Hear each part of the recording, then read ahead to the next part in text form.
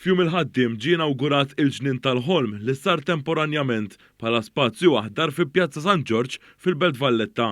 F'dan il-ġnien hemm aktar minn 18,000 pjanta ta' kull varjetà u kulur f'inizjattiva mill-Aġenzija Kulturali tal-Belt Valletta.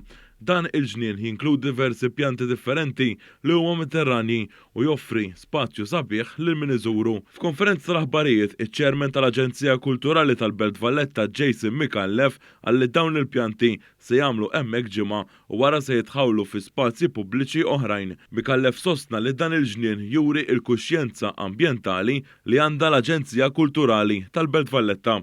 Kuntent immens illi anke kal 7 tiem biss qed nagħtu dana il-pulmun aħdar fil-Belt Valletta x'naturalment li l-middera sabiħa huwa oġġett sabiħ ħafna li l-kuxjenza ambjentali tal-anqas fuq perjodu ta' ġimgħa tagħmel parti sostanzjali mill-kalendarju kulturali tal-Aġenzija Kulturali għall-Belt Valletta. Dan il-ġnien fil-qalba tal-Belt Valletta huwa parti mill-attivitajiet tal-Valletta Green Festival u jista' jitgawda minn dawk li jżuru il-belt sal-ħadd 7 ta' Mejju.